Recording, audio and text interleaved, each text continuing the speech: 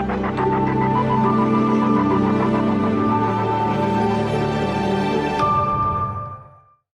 afternoon, everybody. I'm hoping you are not getting too soggy wherever you are in the UK, or indeed if you're further afield today. Thank you very much for joining another insightful and thought-provoking, hopefully, webinar being hosted by IORMA today. My name is Kirsten Pottinger and I'm Director of Communications for Validify, which is a medical technology startup who are due to release an app and IA-based rapid COVID testing point of care solution before the end of this year.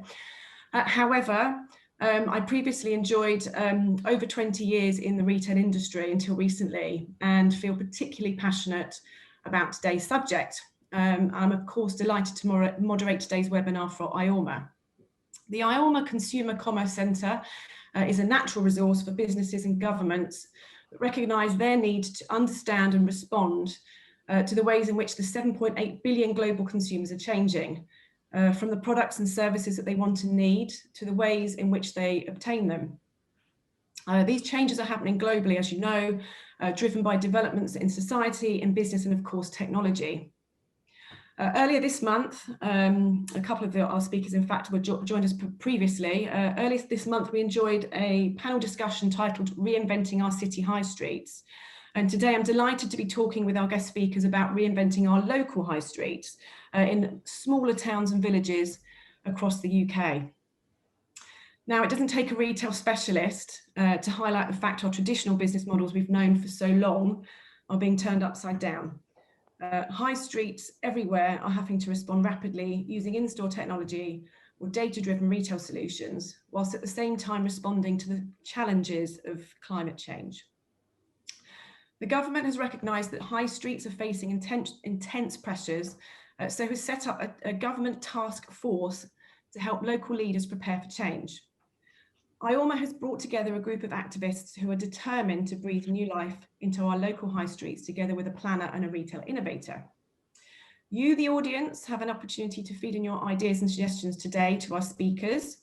Particularly, we have a couple of speakers joining us from the aforementioned government task force.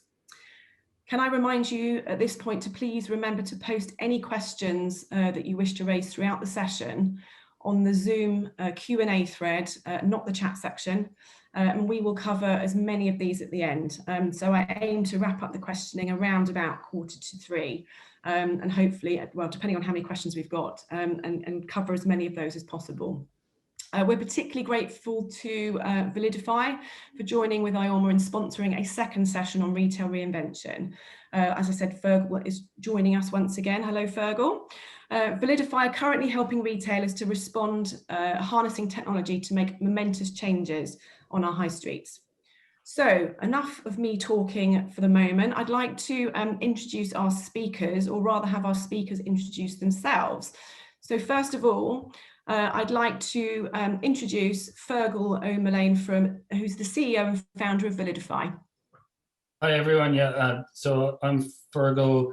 I've been, like Kirsten, I've been involved in the retail technology space in the UK for about 20 years, mainly on the technology side. So I was involved in a couple of startups providing solutions for major retailers here in the UK and around the world. More recently, I set up Validify about 5 years ago, and basically we help multi-channel retailers to innovate. We provide them with a platform that allows them to identify the right technology for them to adapt to varying circumstances. And obviously, in this climate, a lot of them are using innovation to try and adapt quickly to very changing circumstances. So that's Validify. Thank you, Fergal. That's fantastic. Secondly, I'd like to introduce Margaret Dale, a member of the Government High Street Task Force and Holmfirth activist. Hi, Margaret. I don't claim any particular expertise because I'm just an ordinary person who lives in a fairly ordinary town. Except I don't think our town is ordinary at all. I think it's exceedingly special, if only because it's my town. And everybody's town is special in their own way. But Holmfirth is internationally known for being the home of some crazy old men who do silly things in wheelchairs on hillsides. but not anymore. The town is changing. Its history has seen loads of different things over the years, many years. But my involvement started about 10 years ago when we saw that the town centre was under threat from an out-of-town supermarket development. That brought me into contact with the expertise in Manchester Met, because we needed to be sure that there were negative effects on town centres from out-of-town supermarkets, and we wanted to be sure of our ground before we argued the case. Events proved as successful, but that success was also in the shape of forming some really strong local networks. And we've done amazing things since then from those, the groundswell. A lot of it is all grassroots led. Because it's been a small town in a fairly affluent area, we don't have the same sort of needs that inner cities or bigger towns have. So we've been forced to draw on our own resources to do that. And one of the ways in which we've done that is by working together to say, it is our town, we live here, we know it, and we demand the right to influence how it gets developed. And from that basis, I think we've developed a reputation, certainly locally, for being a voice worth listening to, because we don't go on the basis of emotion, we go on the basis of evidence. And there is evidence around in abundance now to tell us what is happening to our high street. Fabulous. Well, Margaret, you sound like the perfect person then to have on our panel today, for sure. Thank you. Next up, Simon Quinn, who joins us for a second webinar on this particular subject. Simon's the Executive Director of the Government High Street Task Force. Yeah, good afternoon, everyone. I'm also co-chair of the Institute of Place Management. We have members around the world who are dealing with town centres, city centres and other places. I've worked with town centres for over 30 years as a practitioner in town centre management, as a consultant, working on policy and working on research and developing a professional body. Thank you, Simon. And next, we are delighted to have Anne Gurnall, I hope I've pronounced that correctly, a marketing director from Ideas Group today. Thank you, Anne. Hello, good afternoon, everybody. And yes, I'm a self-confessed brand and marketing geek, and I'm marketing director of a small consultancy in York called Ideas Group. Our whole premise is to enable businesses, people, teams, organizations, places and spaces to be the best they can be. And my experience comes from, yes, brand management trained, but working for a long time in tourism and experiences. And it's all about engaging with people because that's what we all are, and enabling that to happen to support businesses and brands. And in York, the city I've been based in for 30 years, working in the city, with the city, to develop a very positive ecosystem that can evolve and change and enable the communities that the city has and serves as a small city and the regions around it to thrive and grow and adapt and change. And never more than now have we been faced with, it's all very well talking about all this, but actually we've got to take action. And we see ourselves as that hub and that leader who can demonstrate that as a small city. You know, we're not Leeds, we're not Manchester, but we have suburbs, communities, villages, a hinterland, a rural economy, science and tech. The whole ecosystem thing is the crucial bit, and how we live and breathe our communities and make them positive. Circular economies, supporting jobs, supporting future careers, and making them brilliant places to live and work. So as Ideas Group, we're involved in many different elements of that, from putting things literally on the streets to working with strategies and enabling companies and placemaking to really happen. Fantastic. Thank you, Anne. And again, thanks for your time today. It sounds like you can really add some value to the conversation and hopefully questions that come in from our viewers. And last but not least, we have Charles Graham, Board Director for Rolf, Judd Architecture. Hi, Charles. Hello.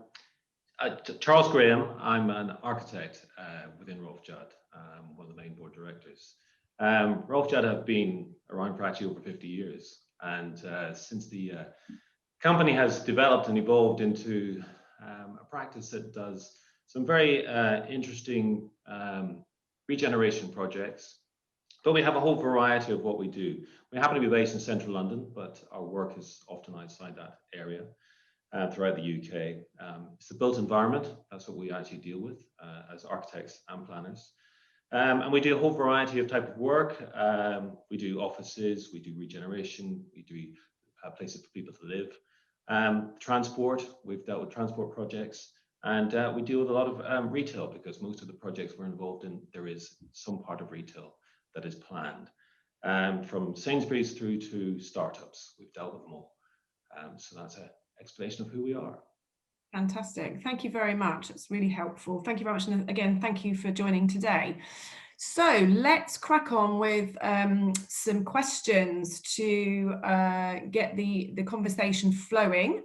The first question I'm going to post to Margaret, actually. Margaret, my question to you is based on the fact that all around the world, we've experienced more change in the last 6 months than I think in any other period. So whether that's working from home, whether people have lost jobs, whether they've found themselves homeschooling, or working under intense pressure to provide frontline services. Do you think these changes to our working lives have contributed to a permanent shift in what we are seeking from our local high streets for good? I can't say whether they're going to be permanent or not, but there are some significant changes that have happened. But some of those changes are accelerations of change that was already happening.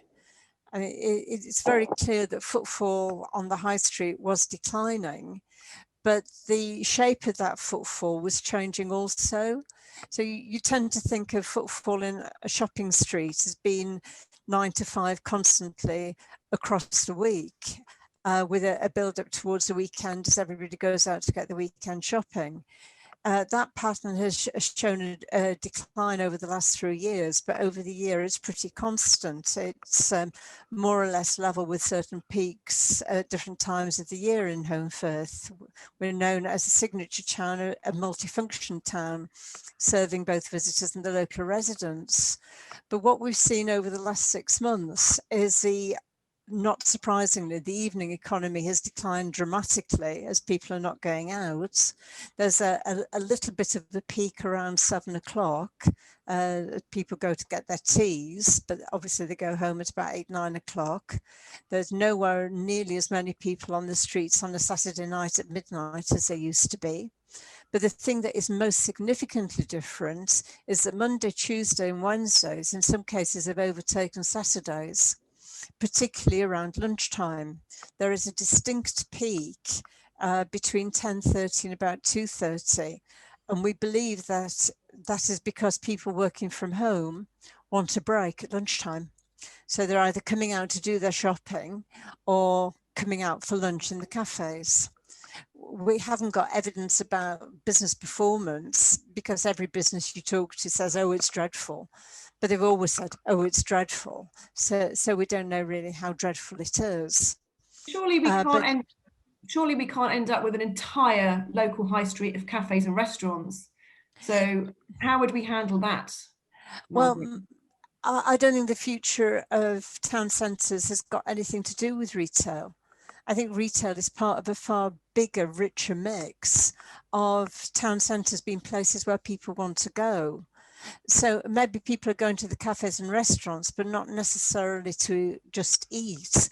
They want to be in the company of other people.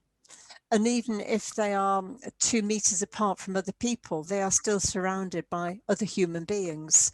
And that human company is important. So when the weather is better, we would expect to see people sitting in the parks or in the squares or on the side of the road, just to be in the company of others.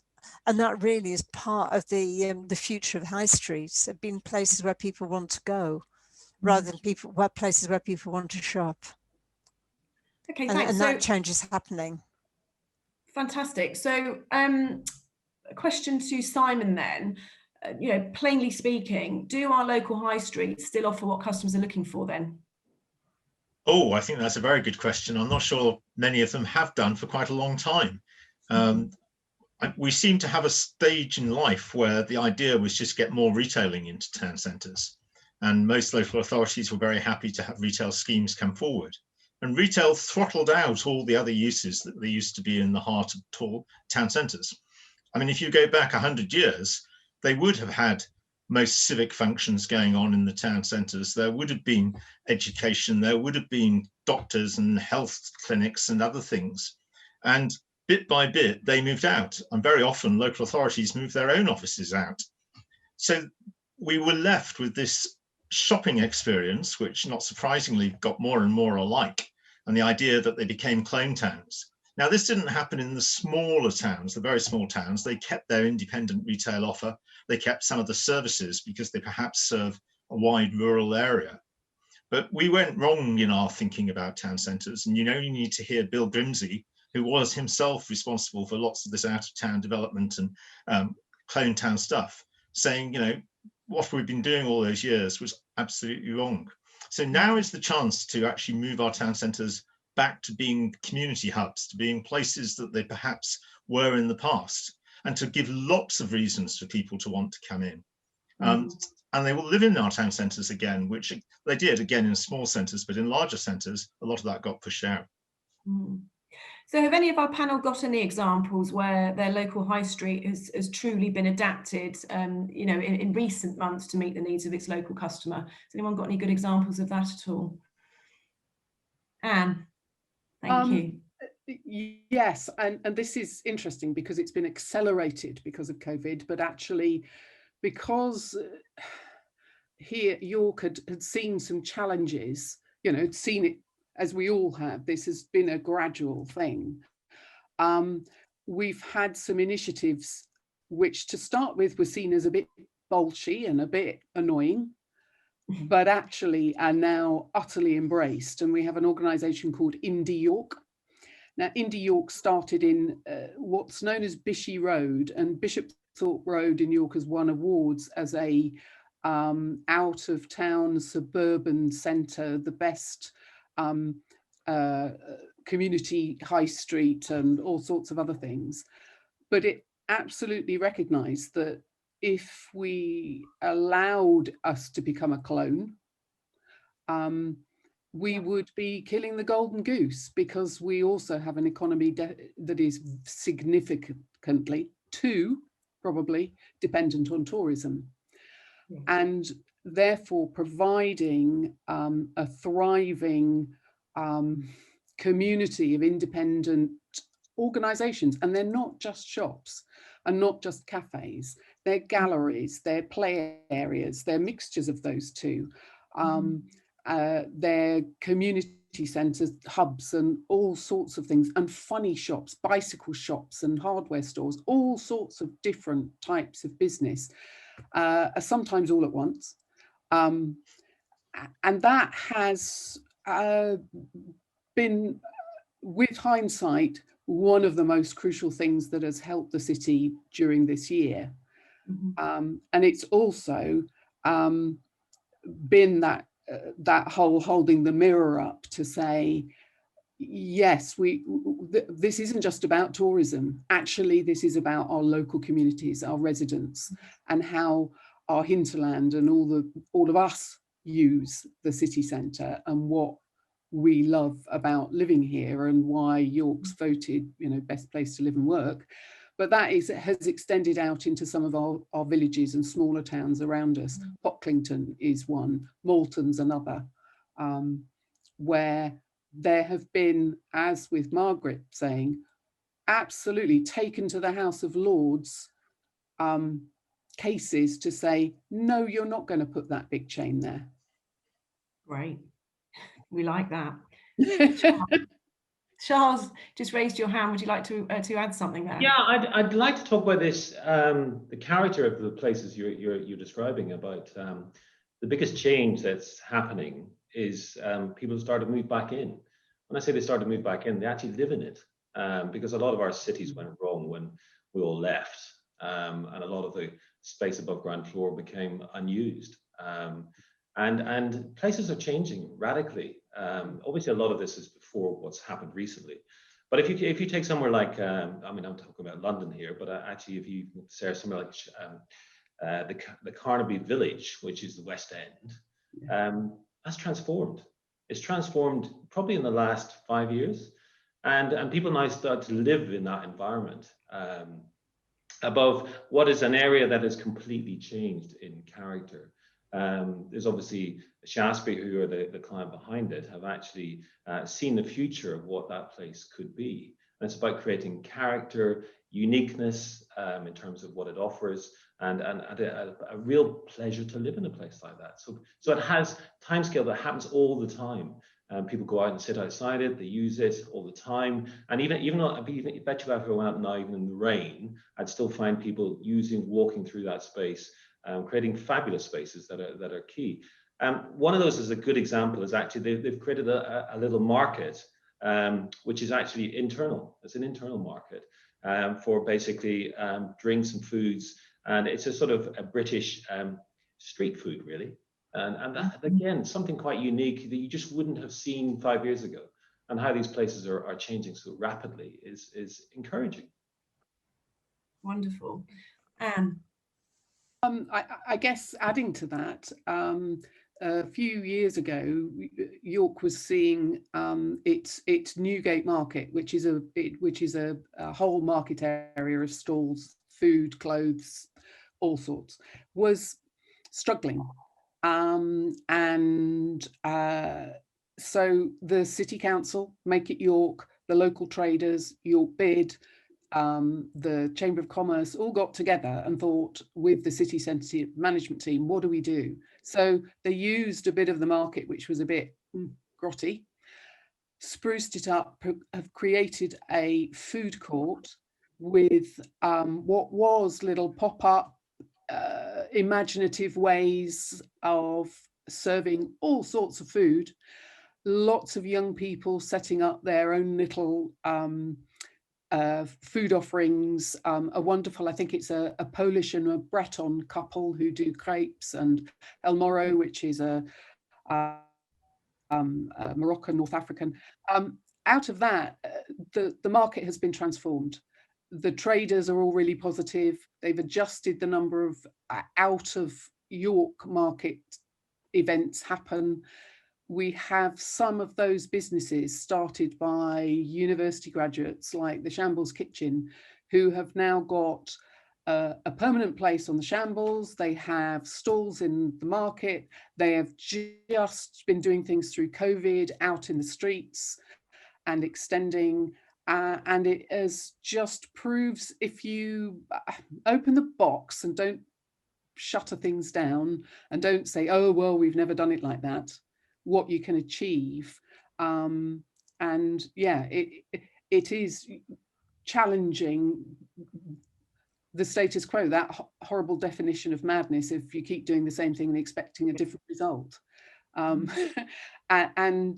Yeah, wonderful examples of that. And likewise, the mention of voids. There is now, it's a horrible name, isn't it? Voids. But there is a team of people in York across all sorts of private, public organisations looking at how to repurpose all those spaces, how to talk to those landlords that are just interested in getting the retail rent. And that, I'm sure, is a problem elsewhere as well. Thank you. Margaret, I think you wanted to add there as well. Yes, it's building on the point that Anne was making about being brave and doing new things, but going back to what Charles was saying, because one of the solutions that's seen for the empty high street is to convert empty shops into housing. And there is research that shows that town centres that have a mix of retail, residential accommodation and also commerce are the ones that are most sustainable. But if we are going to convert empty buildings into retail, there needs to be a recognition that there needs to be far more facilities there to support people's everyday lives, not just in terms of jobs, but the things that people do in their spare time. So again, back to what Anne was saying about soft play centres, nurseries, health facilities, as Simon was saying, places where people can meet, learn, do things, have fun. Just the whole richness of things that we need to make everyday living enjoyable. So my big worry with the proposal is that, oh yes, let's fix high streets by turning empty property into residential, misses out all of that quality stuff. It isn't an either or. It's got to be, we need to completely rethink what town centres are and maybe go back 100 years to have a look and see what town centres were like, maybe even longer, before the First World War, what went on in those places that we can easily replicate now. So, because I guess obviously we're talking about sort of small and mid-sized towns, and obviously up to large cities like York, but if we were considering a village, for example, I've got a lot of beautiful South Downs villages, you know, on my doorstep here, and I think thankfully they've all done well during lockdown, and people have shopped locally. But I guess in the instance where you've only got, you know, 3 or 4 retail outlets, of which may close, and you then replace that with housing, then of course you have lost your high street, haven't you? So, you know, what do we do about the really small sort of rural villages that may be affected? I think we have to think about those places. I mean, according to the latest data from the Office for National Statistics, there's 7,000 high streets around the country. So not, you know, most of those are small villages with just a collection of shops. A lot of them have lost their basic services now. So the post office, if there was one there, has closed. Many of the pubs have gone. They've lost banks that were there. So they've become kind of isolated places. But what we're seeing in other parts of Europe is in some instances, they're taking these on as community businesses. The residents are getting involved in it. As long as there's a provision of some of those core services, their place in the hierarchy, unless they've got, you know, antique shops or something else that is drawing in visitors, their place in the hierarchy is to serve their local community. And people then travel to the nearest market town to get most of their supplies and other things. We have too many shops. In total, we have too many shops, and that has always been the case. So we have to lose shops. We have to accept that. But yes, you don't want to turn a traditional small high street into just being housing.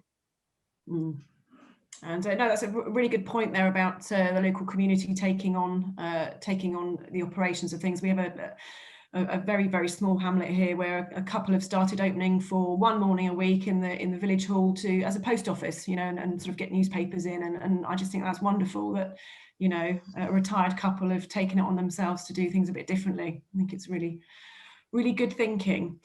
Okay, thanks for that, Simon. That's really helpful way to sort of view that point. Charles, just a question for you. Other than obviously we were saying about if we're wanting to fill empty stores or empty bricks and mortar with sort of new retail offerings or coffee shops, what do you consider, other than those, what do you consider some of the essential ingredients for a successful local high street that would be able to weather shocks such as the pandemic? Interesting subject of how do you create something that's different. Obviously, it's a bit like what Simon was talking about in terms of us not using some of these spaces because we don't need them. But you can often think of a different approach. We've got a very good example in Lewisham, actually, which is where we've actually provided 80 studios. So we've converted what would normally be retail, ground and first, into small little studios, of which there are 80, all designed for artists and makers. And within 6 months, it was totally let. And that's just unique. It's not something we've dealt with before. We've designed a solution for them in terms of how you achieve it. It also happens to have residential that sits above it, and it also sits on a very good link in terms of a route through somewhere like that. So it is about thinking the wider context of, because it is an area that has quite a few artists. It's a known use in the area, but they've got nowhere to work, nowhere to do this space. And actually, it's a client who's taken on the whole piece of the 80 different studios. They're in their control, and then basically they've let all of those just purely to artists and studios that relate for people who make things. And again, that's just the character of what this part of London is.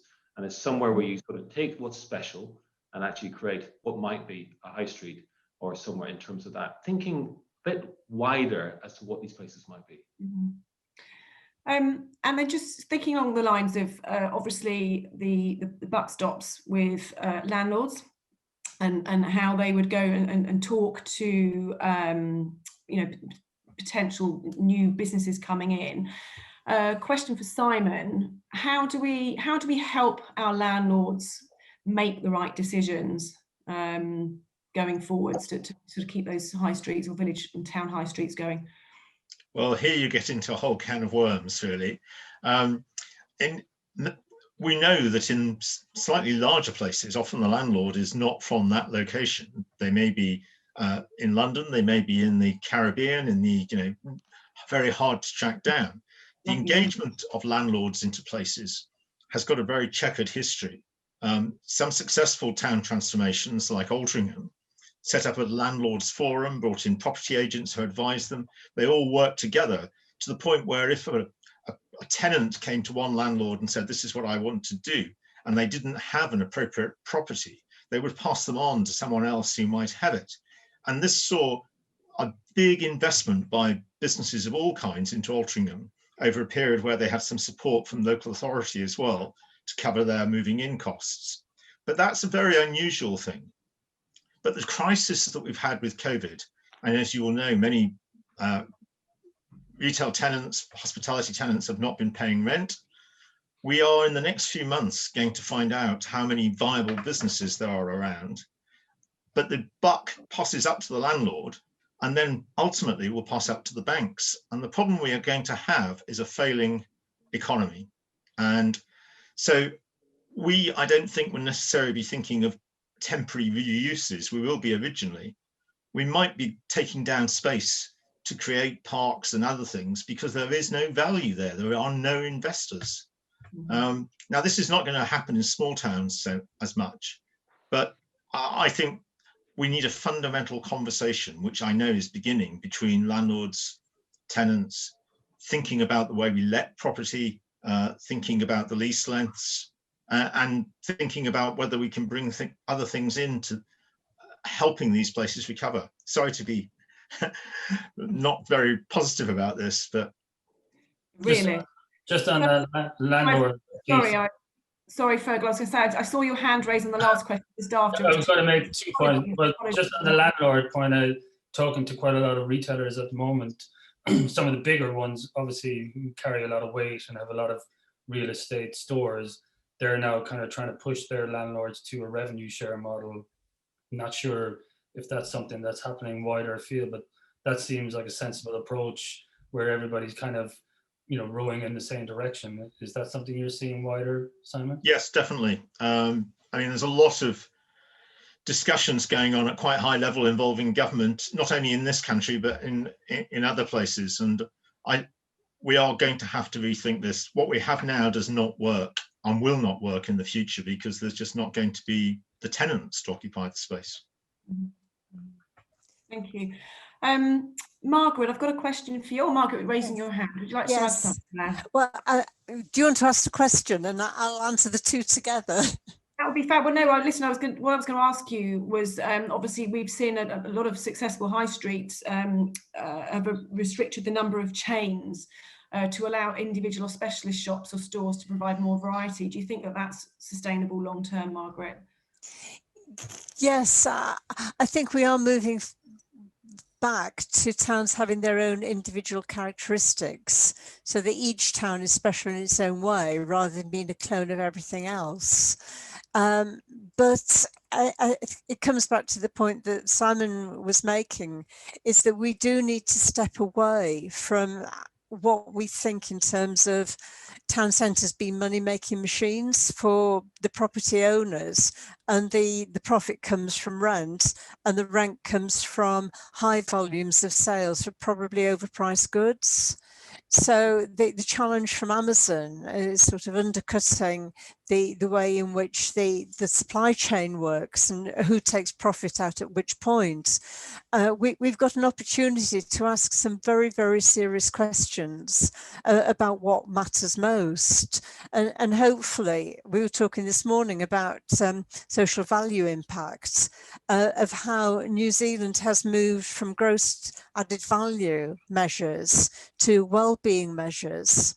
And we've got to think in the longer term rather than the quick returns, and thinking what matters most. Is it the quality of the retail experience that comes from the independent retailer, or the cheap quick fix from buying a good bargain that's only going to last one wear, as it were, with dresses, through to thinking a lot more in terms of the supply chain of where things have come from and fundamentally what matters to our way of life. And the COVID has thrown all these questions into the air, and I think we've got the opportunity to talk about them. Thank you, Margaret. Anne, I think you wanted to add something there.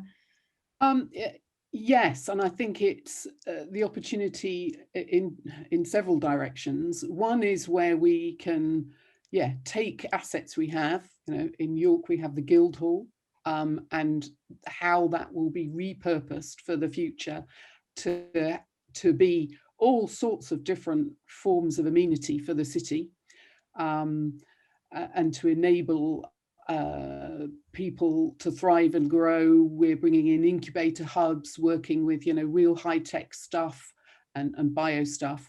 But then there's the other aspect, which is, the huge amount of building and housing building that is going on in all sorts of places, big and small. And that's, the village I live in, which has plans, in its 10-year plan to add, almost double the size of the village in housing terms.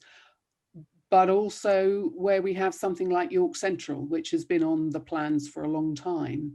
And the wonderful conversation with one of the lead team there, which is, it's a strange mixture of Homes England, Network Rail and the National Railway Museum, of all things, which is because that's the land ownership, that this big brownfield site that's been sitting there for 50 years doing nothing, was them saying, we need to create a landscape and an environment in which there happen to be buildings and businesses and shops and houses, not start with, very much make it about function and form working together, but making it a wonderful space and place that happens to have buildings and shops and retails and offices in it.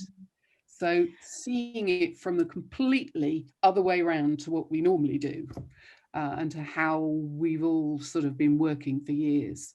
So, and that goes down to, how they add X thousand houses onto a village or a small town. Well, what does that mean for the services? What does it mean for how people, as going back to what Margaret said, live their lives in those places, and that it's not about going and buying things somewhere. It's actually living, exploring, sharing, communities, learning, all those things. And that may need looking back in the past, and also asking our, my kids are in their 20s, what are they looking for? What are they wanting? How are they going to take it forward? It's not me, I'll be dead. They'll be the ones who will be living and breathing this. So Anne, what can we, I'm conscious of time, so we've actually had quite a few questions come through, which I'd love to be able to cover as many as possible before we need to wrap up. What can we learn, Anne, in fact, I'll probably ask you this question. What can we learn from some of the shopping destinations in our sort of smaller peripheral towns, such as Whitstable, for example, with sort of seafood and oysters, Devon and Cornwall, Cornish towns for cream teas, Hay on Wye for books. Is there anything that those sort of towns and villages have been doing historically that we feel that they could continue to do in this sort of new post-COVID world to keep the high streets buoyant? I think this is where I put on both a brand hat and a visitor experience hat. It's all about, you know, they have authentic stories that they have built and developed and nurtured, and it's evolved, and then tapped into, you know, in the same way as when you build a visitor experience. And, you know, I was part of a team, and my colleagues have been parts of teams creating visitor experiences. You constantly have to evolve them. You constantly have to look at what's going to make and enable people to come and want to enjoy and make memories in those places. And also commercially, where the revenue streams are, what's going to pay the wages. And it's sort of a microcosm. And the places like Whitstable or Hay-on-Wye or Holmfirth or York or even there's really exciting stuff going on in Grimsby, which is not somewhere that a lot of people would think about, but it's all about creating an authentic sense of place, of ownership, of sense of belonging, and authentic stories. And those stories, some of them have already been written, but some of them are to come. And being able to tap into that and be brave, but it's that authenticity which creates a sense of belonging, a sense of ownership, a sense of community that will accrete people wanting to be involved, and people wanting to spend, and people wanting to invest, be associated with. And that goes across the piece, whether you are ending up making engines and big manufacturing or science or artisan craft or clothes, it doesn't matter. It's that's the core, I think, because that creates that emotional engagement along with the head stuff. Thank you, Anne. That's really, really interesting. A couple of those places that we did mention, in fact, is happening locally in my town here in Arundel, which again is driven a lot by tourism. There's been an ongoing battle between residents and businesses as to whether we pedestrianise. And one of the questions we've come through from a Rowan Jackson is that having lived in Sweden and Germany, I'm aware that small and large towns in both countries were massively regenerated by removal of all traffic and pedestrianising huge areas.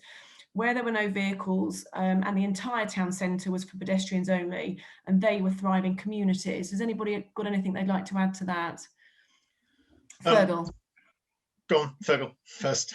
Well, it's probably going to end up being with you, Simon, but I live in Chiswick, and you know, the high street there is actually, our Chiswick is buzzing basically at the moment, because there's so many people that would normally be commuting into London on the weekday. They're all out here. And also, you know, we're lucky that in Chiswick, actually they've got a great mix of kind of independent stores, as well as chains, as well as restaurants and bars and other things. And they've done some really cool activities recently about, they set up a huge flower market on the weekend, which is, you know, inundated basically.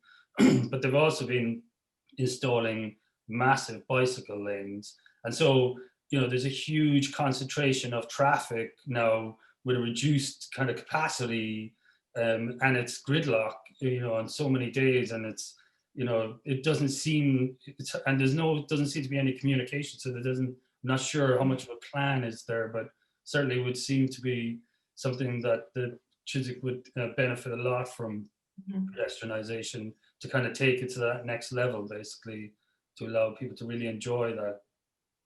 Charles, did you want to add something there? Yeah, just the thing about traffic and terms of how we deal with it. There's a balance here between actually cutting out the car that drives through the centre, because you've still got to design something that delivers things. So if you've got a store or however it does, they've got to function, they've got to work. So they've got to still allow you to actually drive and deliver. But being careful about how that can be done, certainly within timescales. So you restrict it to certain times. So these things, as Fergal says, because I live in a bit of London as well, in terms of how busy these places can be, and there's a transformation going on at the moment with the use of cycling. We all know back to when Boris really, I suppose, really started this whole process in terms of cyclists and how we're changing central London in terms of how it's used by the cyclist, and the cyclist is taking over the space. And absolutely, by time too, it's taken far too long. It's all been driven by cars, and that needs to transform.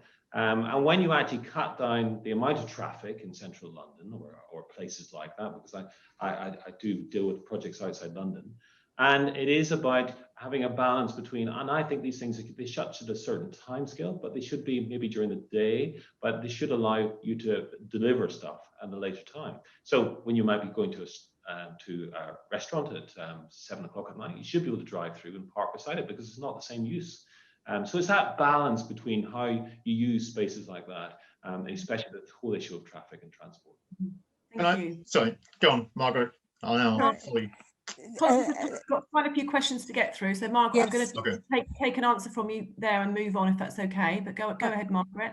Very quickly, the one thing that is missing in the debate about reducing cars is the need to improve some form of public transport.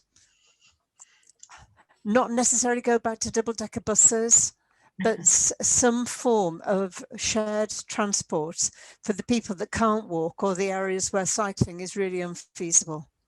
That was exactly the point I was going to make, Margaret. I mean, for smaller towns, rural towns, you can't just ban all cars from them.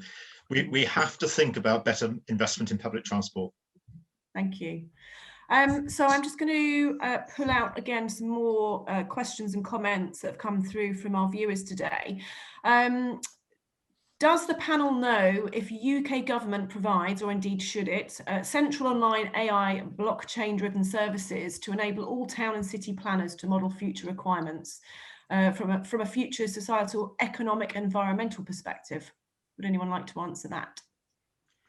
The white paper that is just, which is closed for consultation today on future planning, does talk about the use of digital much more in the planning system, and that we should scrap all this paper that's produced and circulated. Digital will include plans, so AI and that kind of thing. But does it happen as a matter of course? No.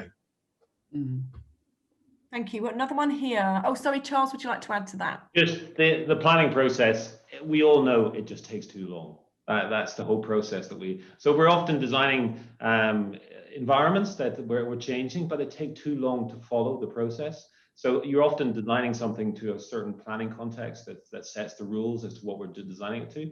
And 4 or 5 years later, when we complete the project, everything else has moved on. So the planning process is often far too far behind the circle of what we're trying to achieve. Thank you. Another question here from Alex. One question I wanted to put to the panel, how high up on the national agenda for change when it comes to high streets and town city centres is the impact of building ownership? We have a challenge here in York where large premises are owned by pension funds and overseas owners and are therefore part of a large national retail portfolio.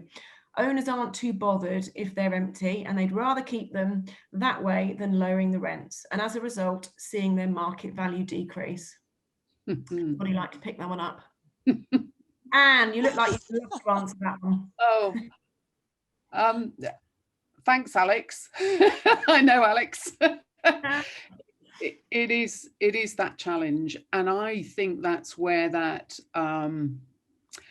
some of that brave thinking and having conversations with external investment and being audacious about what you do with those buildings to be able to confront those landlords. You know, they sit there, and it is a huge challenge. And knowing who some of those big landlords are in our city, you know, you can see their finance directors sitting there. That's what they're saying, but it's being able to paint the picture of actually that is now a very short-term view, because if all these, and I think somebody has said, if all these retail businesses fail, well then they really won't have anything, and there will be a huge property crisis. So actually let's all be proactive about it, and let's help make some of these guys heroes by being willing to do it differently. And I think that is about maybe some different towns and cities getting together and approaching those big pension funds and those big offshore landlords or whoever they are and saying, how do we do this differently together? Because we can find other solutions that will then suit all our purposes. Thank you, Anne. Did anyone else have anything to add to Anne's Just comments? one thing, which is, it is very hard to find who these people are. Ultimately, you might find a trading name. The parliamentary inquiry last year or 2 years ago on town centres called for a register of beneficial owners. And I think that is an essential step that we hope will be taken forward. So we actually do know how to contact these people. Charles, did you want to add? Yeah, I was just going to talk about actually the department store, because that's something that's changing radically. If you remember, Dickens and Jones were there for 170 years. Unfortunately, they came to the end because actually it didn't work any longer. It was actually a project that we took over with a sort of a client that could see the future of what that might be. It's become a very successful office building over 3 floors. It's got a restaurant on the top floor, and it's got 3 floors of retail that's very successful, even in today's scenario. Sometimes you've got to be radical about something. That's 170 years it's been like that. And then it's come to the point where it needs to change. It's changed, it's evolved, it's become successful. So these things do work, but you've got to be sometimes thinking outside the box. Thank you. So I'm conscious of time. Final question from our viewers. What should government do to help? Eco tax breaks for high street businesses and homes? Question mark. What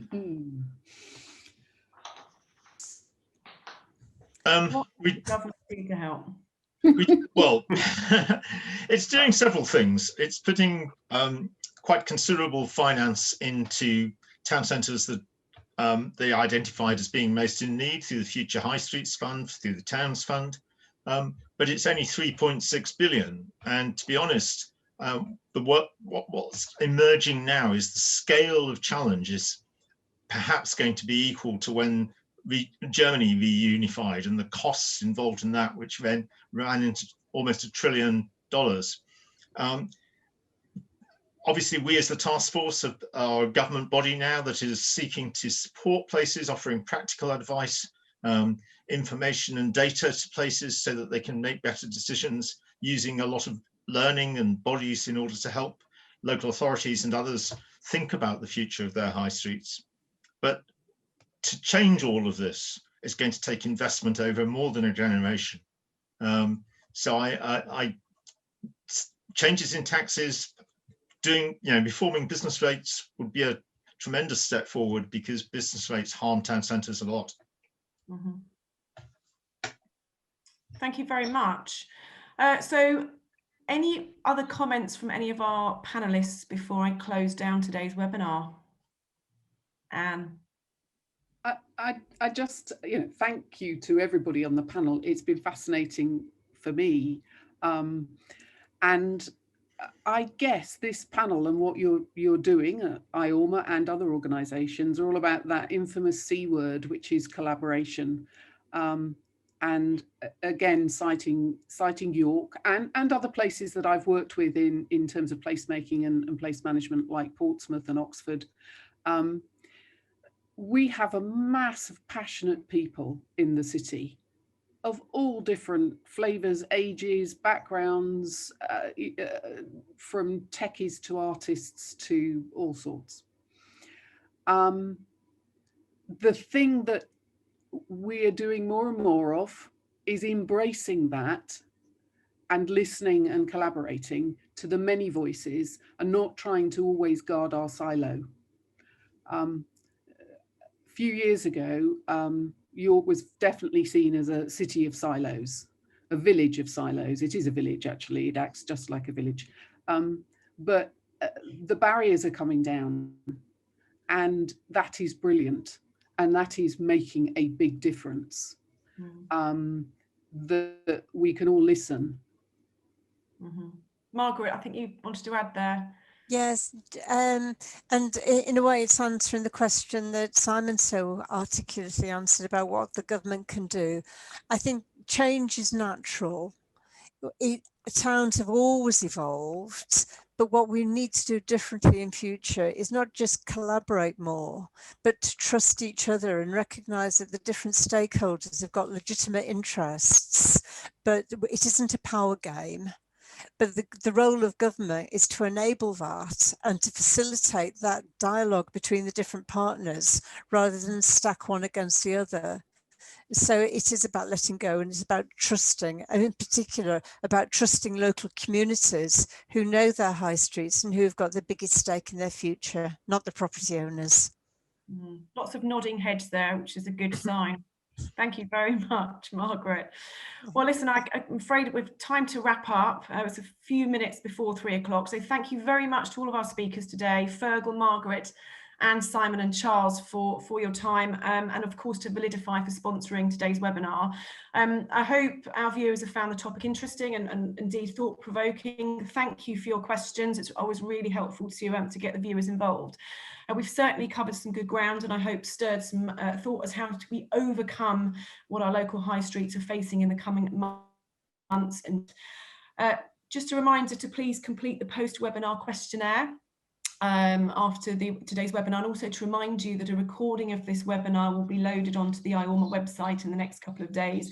It would be really helpful if indeed you can then share that on social media so we can reach a broader audience.